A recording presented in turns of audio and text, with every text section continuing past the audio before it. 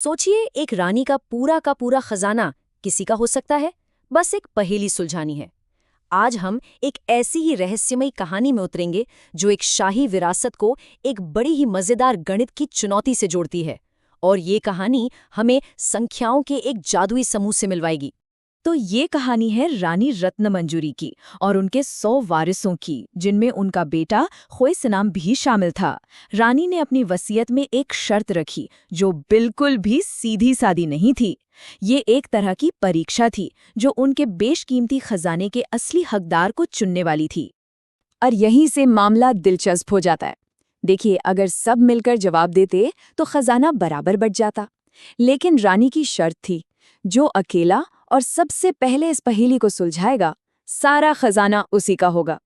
बस फिर क्या था, अचानक से हर कोई एक दूसरे का प्रतियोगी बन गया। तो आखिर क्या थी वो पहेली, चलिए पता लगाते हैं। ये पहेली हमें एक गुप्त कमरे में ले जाती है जहां एक लाइन में 100 लॉकर बंद पड़े हैं, और यहीं से हमारी चुनौती की शुरुआत होती है। नियम बहुत सरल हैं, लेकिन ध्यान से समझने वाले हैं। सोचिए, 100 लोग हैं और 100 बंद लॉकर। पहला व्यक्ति आता है और सारे 100 लॉकर खोल देता है। फिर दूसरा व्यक्ति आता है और हर दूसरे लॉकर, यानी 2, 4, 6 और इसी तरह आगे, उनकी स्थिति बदल देता है। जो खुले हैं उन्हें बंद कर देता है। फिर तीसरा व्यक्ति हर तीसरे लॉकर के साथ ऐसा ही करता है और ये सिलसिला पूरे 100 लोगों तक चलता रहता है। और यही है वो बड़ा सवाल, जब 100 के 100 लोग इन लॉकरों को खोलते और बंद करते रहेंगे, तो आखिर में जब सब कुछ थम जाएगा तो कौन से लॉकर खुले रह जाएंगे? कोई अंदाजा लगाना चाहेगा? अच्छा, 100 लॉकरों का हिसाब एक साथ रखना तो थोड़ा मुश्किल है। तो चलिए इसे आसान बनाते हैं। हम सिर्फ पहले 10 लॉकर पर ध्यान देंगे और देखते हैं कि क्या हमें कोई पैटर्न या कोई सुराग मिलता है। यहाँ देखिए, अरे वाह, एक पैटर्न उभरने लगा है। लॉकर नंबर 1 खुला रहता है, 2 और 3 बंद हो जाते हैं, लेकिन फिर लॉकर नंबर 4 खुला रहता है और थोड़ा आगे देखने पर लॉकर नंबर 9 भी खुला है। कुछ तो खास है इन नंबरों में। तो हमारे पास सुराग हैं 1, 4, 9 और अगर हम आगे बढ़ते तो 16, 25। ये संख्याएं कुछ याद दिला रही हैं? ये ऐसे ही कोई रैंडम नंबर्स नहीं हैं। इनके बीच एक गहरा गणित का रिश्ता छिपा है। इस पहेली का ताला, यानी इसका जवाब, गणित के एक बहुत ही सरल लेकिन मजबूत कॉन्सेप्ट से खुलता है, गुणनखंड या फैक्टर्स। आइए देखते हैं कि ये कैसे इस पूरे रहस्य को सुलझाता है। यही है इसका असली राज। सोचकर देखिए, लॉकर को एक बार छुआ तो वो खुलता है, दूसरी बार छूने पर बंद, तीसरी बार छूने पर फिर से खुल जाता है। इसका मतलब ये हुआ कि आखिर में सिर्फ वही लॉकर खुले रहेंगे जिन्हें विषम संख्या में, यानी ऑड नंबर ऑफ टाइम्स छुआ गया हो। तो सवाल ये है कि एक लॉकर को कितनी बार छुआ जाता है?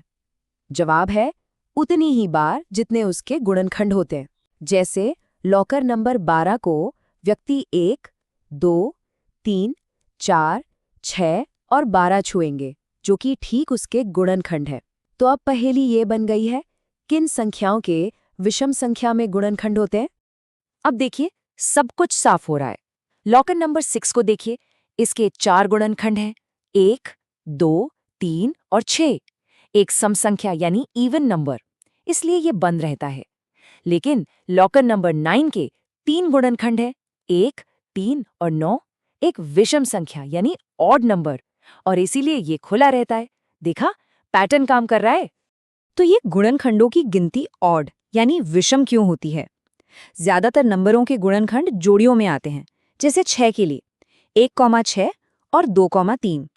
लेकिन कुछ खास नंबरों में एक गुणनखंड अकेला रह जाता है, क्योंकि वो खुद से ही जोड़ी बनाता है।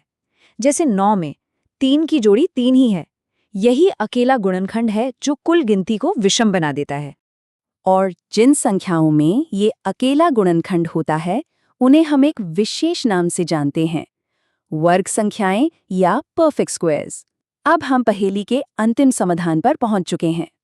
सीधी सी बात है, एक वर्ग संख्या वो है जो किसी नंबर को उसी से गुणा करने पर मिलती है। जैसे 2 गुणा 2 हमें 4 देता है, तो 4 एक वर्ग संख्या है। 3 गुणा 3 हमें 9 देता है, तो 9 भी एक वर्ग संख्या है।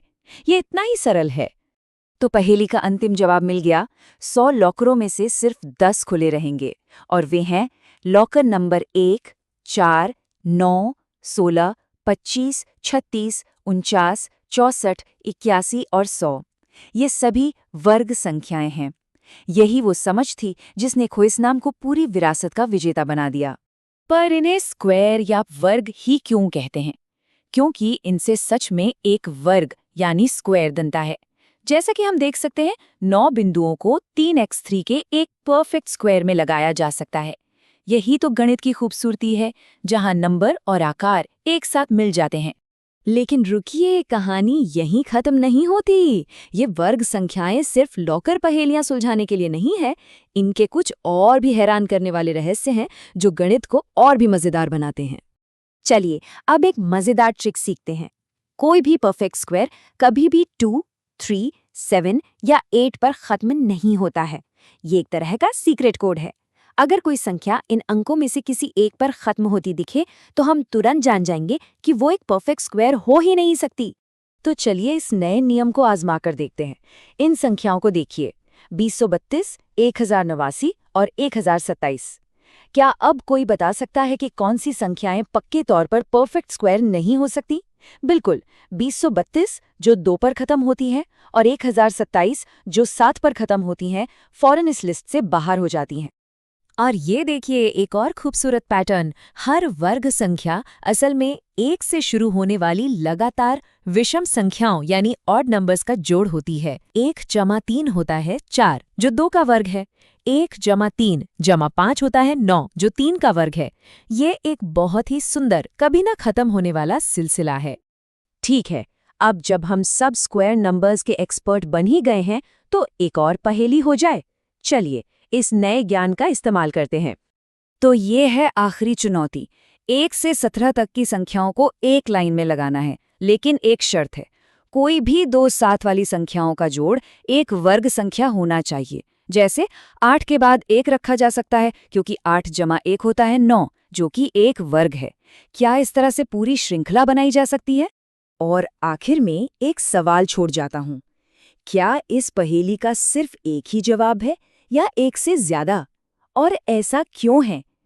इसका जवाब हमें बताता है कि गणित सिर्फ जोड़ने घटाने के बारे में नहीं है। ये पैटर्न्स, कनेक्शंस और छिपी हुई बनावट को खोजने के बारे में है। ठीक वैसे ही जैसे हमने रानी के लॉकरों के साथ किया।